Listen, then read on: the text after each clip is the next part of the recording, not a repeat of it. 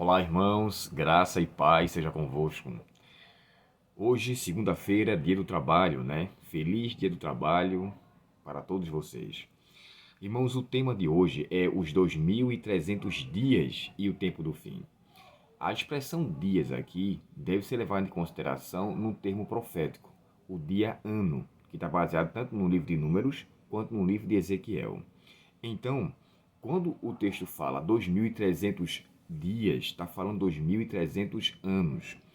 É interessante, irmãos, porque esse texto de Daniel 8,14 é onde nós acreditamos que a igreja de fato surgiu desse movimento, ou melhor dizendo, desse texto. Costumamos dizer que a igreja adventista tem a sua certidão de nascimento no texto de Daniel 8,14, de onde ela se originou a partir dessa profecia. Então, graças a Deus, isso não é por soberba, não é por arrogância, não é por, sabe, se achar. É que a igreja de Deus, a igreja profética, ela tem a sua identidade, a sua origem, a sua certidão de nascimento em Daniel 8,14. É claro, eu não estou querendo dizer com isso que as outras denominações não têm a sua verdade, não têm a verdade de Deus. Elas também têm a sua verdade. E o povo de Deus, como Ellen White diz muito bem, está espalhado em todo o meio cristão. Não só no meio cristão, mas até fora do cristianismo. Ela chega a descrever que a maior parte do povo de Deus se encontra nas igrejas que hoje é constituída como Babilônia. Olha só, é tanto que vai haver o decreto, né, no capítulo 18 de Apocalipse, quando fala, sai dela, povo meu. Então, muitos que estão em outros lugares sairão para fazer parte do povo de Deus e aí ser um só povo. A Igreja Adventista do Sétimo Dia, como eu bem falei, ela, embora tenha originado nesse período aqui, claro que essas verdades que foram levantadas, uma vez que aqui fala que Daniel ficou inquieto por ver que o chifre pequeno tinha profanado o templo, tinha lançado a verdade por terra, tinha pisado na verdade, a igreja surgiu nesse movimento para restaurar essas verdades. Sabe, irmãos, hoje não, mas na quinta-feira vamos entrar um pouco mais a fundo sobre o ano 1844. Mas aqui, de forma específica, eu quero só aqui lembrar para vocês, existem pelo menos duas obras que foi circulada no nosso meio aqui no ano de 2006. Olha só, a lição de escola sabatina que foi estudada somente sobre o juízo e o evangelho, baseado em 1844, ou melhor, falando sobre o ano 1844. Ainda aqui, o autor é Clifford Goldstein, o mesmo autor desse livro aqui, ó, que eu acho que vocês devem ter. Seria muito interessante que essas duas obras pudessem ser revistas para o estudo e o aprendizado da lição de escola sabatina dessa semana. Porém, aqui, voltando ao tema, ao texto, a pergunta que diz aqui é: segundo o anjo, a que período de tempo se aplicam a visão de Daniel 8 e os 2300 dias, e por que é importante entender isso? Esses versos aqui, irmãos, o verso 17, o verso 19 e 26, fala de tempos muito distantes. E aqui, no verso 26, olha o que ela fala, o que é que o texto fala, Daniel. Essa visão das 2300 tardes e manhãs é verdadeira. Guarde, porém, a visão em segredo, pois esse acontecimento só ocorrerão depois de muito tempo. E o verso 17 a 19 fala do tempo do fim. Mas por que eu estou querendo salientar esse ponto? Essa profecia, irmãos, não era do tempo de Daniel. Daniel aqui ficou inquieto por não entender sobre esse assunto. Na lição de amanhã, nós vamos entender com mais detalhes as instruções que o anjo dá a Daniel, baseado no que está escrito em Daniel capítulo 9. Então, assim, aqui, de forma específica, Daniel recebe essa visão, ele fica de fato atordoado, como nós falamos ontem, fica inquieto, desmaia, fica doente por não entender. A profecia que envolvia o chifre pequeno no tocante a saber quem ele era, perdão, o que é falado sobre os dois animais anteriores, né, que é o lobo peludo e o urso peludo, perdão, o urso peludo, e falando sobre o leopardo, ali foi de fato descrito quem era ele. E falando tanto do Império Medo-Pérsia quanto o império que iria surgir, aquilo foi esclarecido, né? Tanto Medo-Pérsia quanto a Grécia foi esclarecido. Porém, o que Daniel não conseguiu entender foi essa profecia dos 2300 anos. Agora, baseado no que alguns estudiosos levam em consideração, essa profecia teria a ver com o chifre pequeno que seria identificado por Antíoco Epifânio. Antíoco Epifânio, irmãos, foi um personagem que na época realmente perseguiu os cristãos. E aqui fala do seu período, quando é descrito aqui, ó, no ano de 2016 a.C., a 164, ele atacou Jerusalém, profanou o templo judeu, embora os 2.300 dias não se encaixem sequer na sua época. Essa interpretação, no entanto, é contrária à clara instrução do anjo de que a visão se aplica ao tempo do fim. Antíoco Epifânio não viveu nesse tempo. Então, assim, ela é descartada por essa causa. Ele não chegou a viver esse tempo, embora tivesse sido perseguido. Mas aqui nós encontramos uma aplicação a um império que surgiria, que era o Império Romano, em suas duas fases, política e religiosa.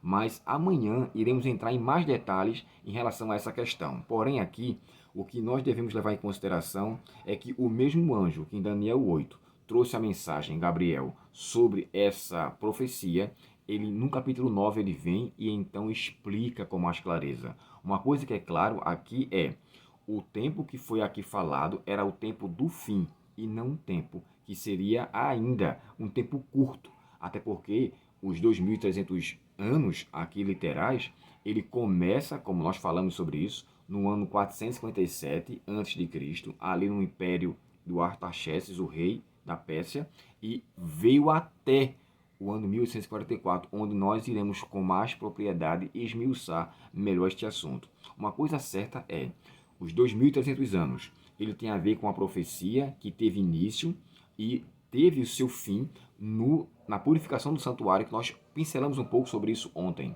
O que eu quero deixar aqui claro é que nesse período, irmãos, 1844, quando as verdades foram de fato levantadas e muita coisa no céu, Cristo passou do santo para o santíssimo. Na terra, as verdades foram restauradas. Então, houve um movimento, digamos que universal. Posso dizer universal é tanto no céu quanto na terra. Cristo passa do santo para o santíssimo, ministra agora como sacerdote, e agora ali começa a fazer aquilo que chamamos de a purificação do santuário celestial. E na terra, o povo de Deus, que Deus o levantou, ali naquele movimento de Guilherme Miller, ele foi levantado para restaurar verdades que foram pisadas, verdades que estavam sendo descartadas, desconsideradas. E eu aconselharia você a dar uma observada na sua lição de escola sabatina, principalmente na segunda página, quando fala aqui, ó, as 3 mensagens angélicas. Aqui ele dá uma descrição, irmãos, uma definição do que aconteceu nesse período aqui. Nesse ano, irmãos, alguns ismos se levantaram, como o espiritismo, o darwinismo, o evolucionismo, e as verdades que foram levantadas para serem restauradas, elas então refutavam essa questão. E agora, a verdade de Deus voltou a ser levada com propriedade por esse movimento que surgiu em 1844. E nesse período até o 1844, que lamentavelmente o Guilherme Miller levantou a possibilidade de que Cristo voltaria e a purificação que ele entendeu não seria a purificação do céu e sim da terra, e essa purificação ocasionaria, ou seja, seria de fato manifestado pela volta de Cristo. Então assim, ele errou no evento, porém não em sua data, porque os cálculos estavam dando certo. A gente vai entrar mais em detalhes em relação a isso mais à frente. Mas uma coisa que eu quero deixar aqui claro é que nesse período onde aconteceu esse levante diante do povo, a Igreja Adventista do Sétimo Dia ainda não tinha existido. Então, para com que alguns cheguem a dizer que a Igreja Adventista marcou data da volta de Cristo, é uma igreja que fez parte de um movimento onde foi especulativa, foi uma igreja que sensacionalista, levantou datas. Não. A Igreja Adventista, como igreja organizada, ela veio surgir em 1863, praticamente 20 anos depois do movimento millerita. Então, o movimento que também era chamado movimento do advento, que era um movimento que aguardava a volta de Cristo, não deve ser comparada com a igreja oficial, porque ali eram pessoas de várias denominações, batista, metodista, presbiteriano, enfim, várias pessoas que se movimentaram, e até pessoas que não seguiam nenhum movimento religioso, mas se juntaram ali para esse evento, que segundo os responsáveis, Guilherme Miller, o próprio Samuel Snow, né, que foi o que marcou a data e deu a ele essa data que seria feito, nem foi o Guilherme Miller que deu essa data. Então, assim, só a nível de esclarecimento, a igreja surgiu 20 anos depois desse movimento. A igreja organizada, então ela, de fato, não marcou data para a volta de Cristo, como alguns críticos, de forma às vezes desrespeitosa, começam então a acusar. Ellen White levantou a data da volta de Cristo, esse povo da igreja adventista. Não, nós não marcamos data para a volta de Cristo. O movimento baseado no cálculo das profecias que eles fizeram, eles então chegaram a essa conclusão, mas chegaram à conclusão de que a purificação seria na terra. Porém, quando Cristo entra no santuário celestial, ali começa então o movimento, ou melhor dizendo, começa então a purificação do santuário. E na terra, podemos dizer que houve as verdades purificadas, ou seja, verdades foram levantadas, né, não purificadas, foram levantadas para serem de fato resgatadas, uma vez que tenha sido colocada por terra, baseada em tantos ismos, como nós aqui falamos sobre essa questão. Então, os 2.300 anos literais, ele tem a ver com o tempo do fim, e não com esse personagem chamado Antíoco IV Epifânio, que, embora perseguisse o povo de Deus, não tinha até então nada a ver com esse movimento que aqui ocasionou o lançar por terra as verdades. Né? O chifre pequeno não tem a ver com ele, mas um grupo que surgiria mais na frente. O que me chama a atenção é que esse anjo, quando volta depois para falar com Daniel, ele chega a dizer assim: eu vim para te trazer informação porque você é muito amado. Sabe, irmãos, antes de fazer esse vídeo, eu pedi muito a Deus que ele iluminasse a mente, que iluminasse o que nós estamos estudando aqui, para trazer um esclarecimento. E eu e você sabemos que por Deus somos muito amados. E não tem coisa melhor do que ser reconhecido como amado do Senhor. Então, reconheça, e sempre que tiver dificuldade com a questão bíblica, busque a Deus em oração. Ele vai lhe iluminar. Ele enviará o seu Espírito e nos dará o discernimento para a honra e glória do seu nome. Oremos ao Senhor. Querido Pai Celestial, obrigado, Senhor, pela Tua palavra e obrigado pela bondade do Teu esclarecimento, baseado, Senhor, nos assuntos que o Senhor nos auxilia para que nós continuemos a andar na Tua verdade. Pedimos a Ti, Senhor, perdão pelos pecados e que nós possamos ser sempre humildes diante de Ti, para que reconheçamos qual é a Tua boa, santa e agradável vontade do Senhor. Dá-nos a Tua paz, ó Deus, um bom dia de feriado e que a presença do Senhor seja conosco neste dia. Te pedimos em nome de Jesus. Amém. Deus muito te abençoe, um ótimo feriado, um bom dia de trabalho e que Deus lhe conceda uma ótima semana na graça e no cuidado do Senhor.